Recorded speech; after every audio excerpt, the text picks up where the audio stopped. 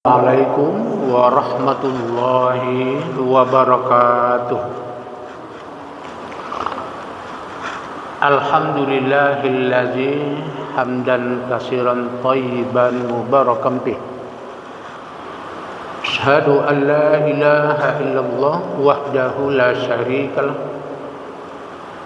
wa asyhadu anna Muhammadan abduhu wa rasuluh sallallahu alaihi wasallam la nabiyya ba'da. Kita bersyukur kepada Allah yang masih melimpahkan rahmat dan karunia-Nya hingga kita masih dapat beraktivitas, melaksanakan tugas dan pekerjaan sehari-hari, dan dapat pula melaksanakan ibadah kepadanya dalam rangka mendekatkan diri kepada Allah Subhanahu wa taala. Selawat beriring salam untuk Nabi kita Muhammad sallallahu alaihi wasallam yang membawa umat kepada jalan yang benar. Bapak-bapak, ibu-ibu, jamaah zuhur yang dirahmati Allah. Allah sangat senang kepada hamba-Nya yang dengan ikhlas melakukan suatu perbuatan yang baik, apalagi melaksanakan apa yang diperintahkannya dan menjauhi apa yang dilarangnya. Dalam salah satu hadis Rasulullah, beliau menyampaikan ada 3 golongan orang yang sangat dicintai Allah. Pertama, seseorang yang suka bangun di tengah malam lalu membaca kitab Allah. Yang kedua, orang yang suka bersedekah dengan tangan kanannya dan tidak tahu tangan kiri. Ketiga, orang yang berjuang dalam suatu peperangan sementara teman yang lain pada melarikan diri, tapi dia tetap bertahan melawan musuh. Hadis diriwayatkan Imam Tirmizi dari Ibnu Mas'ud. Bapak-bapak hadirin jamaah zuhur yang berbahagia, tidur bagi kita itu perlu dan penting sekali. Karena dengan tidur itu tubuh kita ini beristirahat. Untuk itu dengan tidur, supaya energi kita yang sudah kita pakai dari pagi sampai sore bekerja, maka akan pulih kembali dengan melakukan istirahat, yaitu dengan tidur. Tapi ada hamba Allah, dia sengaja bangun dari tidur di tengah malam saat orang lain tidur dengan nyenyak, tapi dia sengaja bangun, lalu dia ambil air wudhu dan diambilnya Al-Quran, dia membaca kitab Allah. Hal itu dilakukannya dengan keyakinan bahwa dengan membaca kitab suci Al-Quran itu akan mendekatkan dirinya kepada Allah Subhanahu wa taala. Samping juga akan mendapatkan petunjuk, mendapatkan hidayah dan taufik dari Allah. Apalagi kata Nabi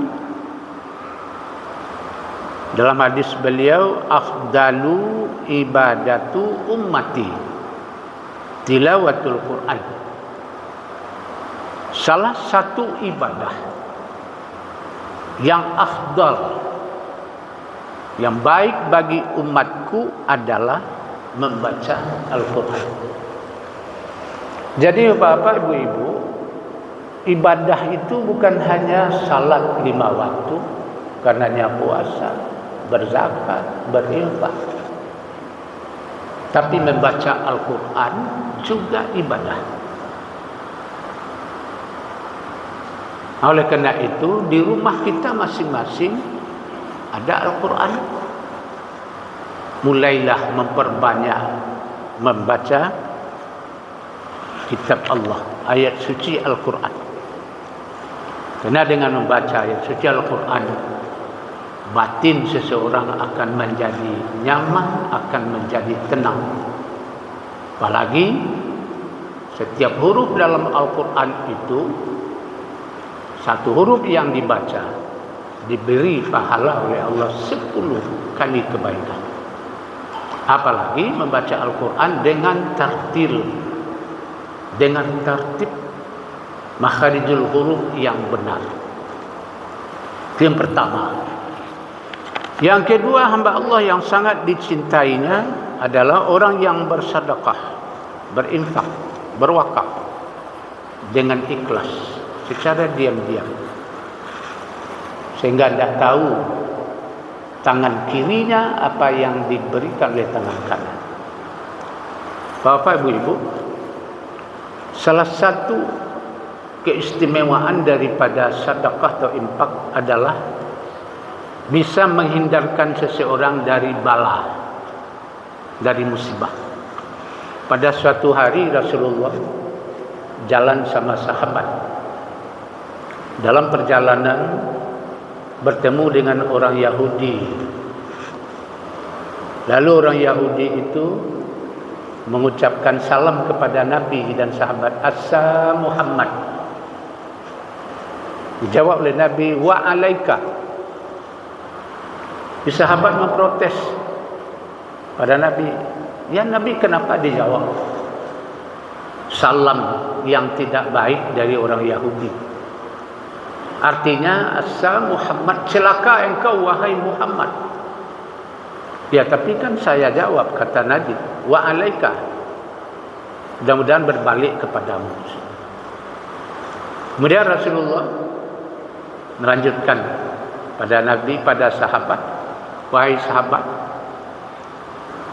sebentar lagi orang Yahudi itu dia akan mati dipatuk oleh binatang yang berbisa." Itu kata Nabi.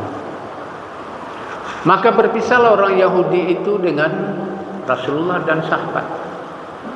Kiranya orang Yahudi itu sampai di pasar, dia membeli 1 ikat kayu bakar dan 2 potong roti. Kemudian dia pulang.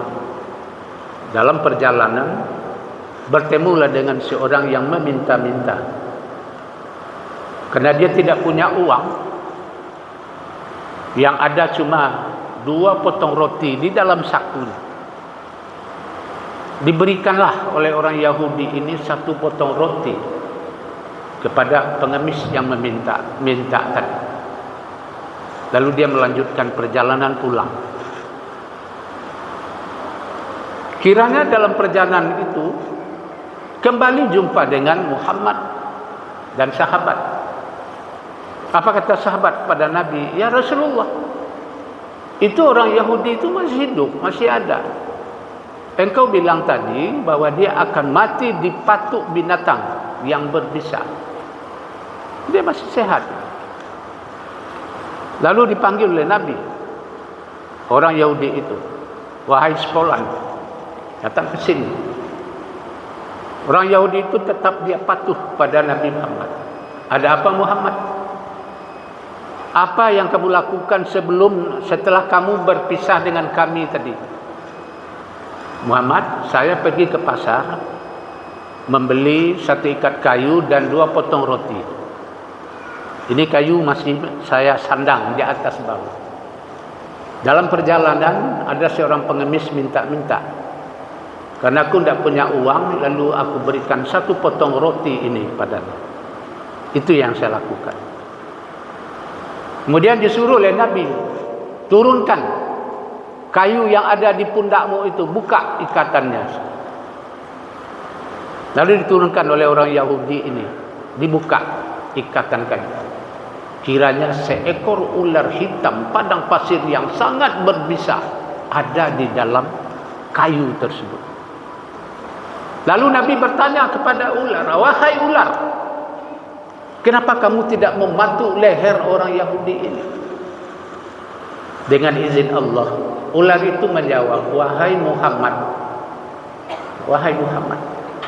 saya tidak bisa membuka mulut saya untuk mematuk leher orang Yahudi itu, karena dia bersedekah 1 potong roti kepada seorang pengemis tadi.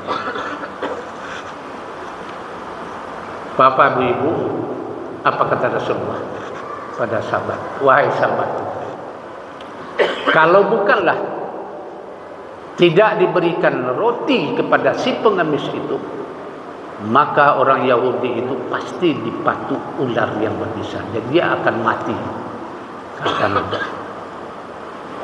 Itu keistimewaan dari sedekah. Oleh kerana itu Bapak Ibu, jangan sampai, jangan ragu loh kalau sempat bersedekah lagi ya.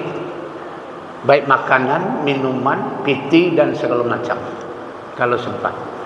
Lalu yang terakhir, orang yang sangat dicintai oleh Allah adalah orang yang mau berjuang menegakkan agama Allah dengan kemampuan yang ada padanya, paling kurang melaksanakan apa yang diperintah oleh Allah, kemudian menjauhkan apa yang dilarang. Karena waktu zuhur sudah masuk, sampai di sini dulu insyaallah.